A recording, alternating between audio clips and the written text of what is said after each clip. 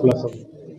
दिनांक 20/12/2025 को थाना पटरंगा के मुरादाबाद गांव से गरौंडा जाने वाली सड़क पर, जो कि नहर के किनारे थी, वहां पर प्रातः एक अधजला शव बरामद हुआ था।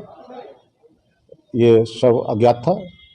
स्थानीय पुलिस तत्काल मौके पहुंची, उन्होंने इसमें अपनी विधिक कार्रवाई शुरू की थी। बाद में इस शव की शिनाख्त जो खजुरी गांव है वहाँ के एक शाह आलम आए, उन्होंने ये बताया कि उनका भाई तारिक सना पुत्तन, उम्र करीब लगभग 30-32 साल है, ये है। इस शव की शिनाख्त उन्होंने वहाँ मौके पर, जहाँ पर शव जला हुआ था, वहाँ पर एक घड़ी मिली थी, एक लाइटर मिला था और कुछ जले हुए कपड़े मिले थे। उनके माध्यम से शव की शिनाख्त की और अपने भाई के रूप में पहचान किया।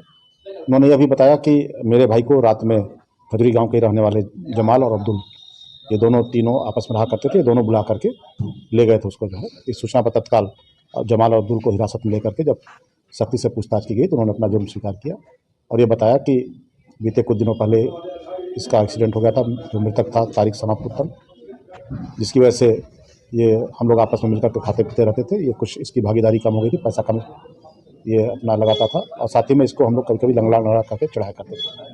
उस दिन भी रात में लोग गए थे, इनमें आपस में इसी को लेकर के कहासुनी हुई थी। कहासुनी में बात बढ़ गई और जो जमाल और अब्दुल थे, इन्होंने अपने पास रखे हुए चाकू से इसके गले पर वार कर दिया था, जिससे इसकी मृत्यु हो गई थी। शिनाख्त छुपाने के लिए वहीं बगल में पुआल पड़ी हुई थी, उसी में डाल करके उन्होंने शव को जला दिया था।